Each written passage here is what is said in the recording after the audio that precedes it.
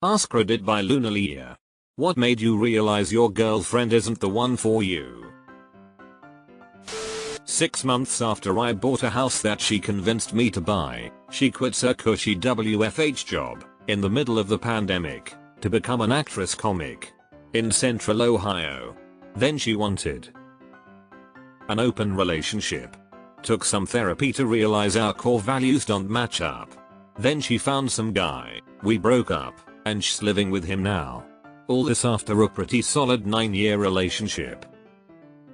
I had an ex who quit her job a couple of weeks after moving into my house. When I broke up with her, she tried having me arrested, trashed my house, and destroyed most of my things. It still cost me thousands of dollars and close to a year to get rid of her after that. You feel lonely in her company. My dad said he knew my mom was the one when he was no longer content hanging out with family friends without her by his side. I have yet to meet anyone who makes me feel that way.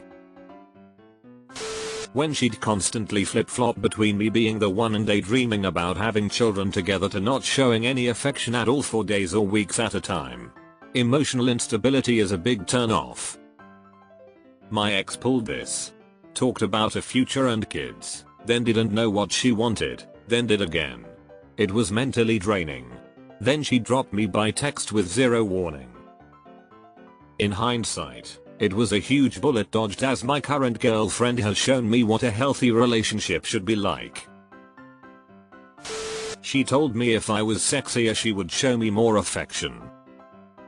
Oof. She could not live in the moment with me. She was always in the past or future, but we simply could not just be. My ex would bring up any and everything wrong I did in the past, in arguments we would have in the present. It was impossible because that would immediately escalate the issue or cause me to shut down, and I struggled for so long on how to navigate that. The amount of extracurricular cock she was taking. That will do it. You start to notice that she is more of an acquaintance than someone you love. It's a really weird feeling. When she said during an argument that I am mainly with you for the money, I took my shit and left the apartment on the spot. Petty me would have played the I forgot my wallet game and gotten some free dates out of it. She was incredibly beautiful but also incredibly boring. She had no personality, she simply only ever acted to things that I said or did. She never initiated conversation. She never made plans. She was just responding to things that I said or going along with things that I planned for us to do. She was more like an observer of the relationship rather than an active participant. If she wasn't an absolute knockout, I would have never stayed with her as long as I did. I dated a girl for a month or two back in the day, and noticed I was the only one making plans, taking initiative, etc. I decided I would let her call me next to propose doing something. Anyways, a few years later she called me to meet up, presumably to see what had happened. I didn't bother meeting up. When I cried about something one time and she immediately turned it into her own pain instead of comforting me. She was the anguished one and I was not allowed. When she left me to chase K-pop groups in Korea. A girl that swoons after other famous men never seems like a keeper. She said she'd rather marry a woman than a man. Denial kept us going, but that put an expiration date on our relationship. Long story short, we met our respective wives shortly after we broke up.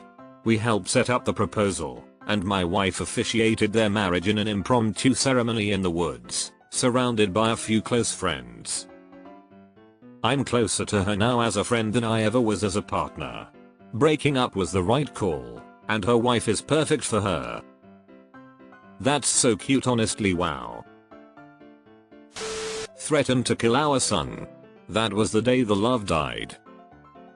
Oof. There's no real way to move past that. I hope you're all doing better now. We went to a college party and both got pretty drunk, went back to her dorm and I passed out on her couch. I was still conscious but had closed my eyes. I listened into her talking to her roommate about how much she missed her ex, still loved him, and how much better he was in bed than me. I eventually did fall asleep, but the next morning left early without saying goodbye and messaged her later that I thought it would be best if we ended things. I was heartbroken, but it ended up being for the best as I met my now wife 2 months later and we hit it off immediately. When seeing her starts to feel like more of a chore than an exciting event. When seeing her feels like starting your taxes right before the deadline. My dad said she was horrible in bed. Yikes. So, did he bang her before you guys started dating? I met her dad and until this day he was the worst person I met.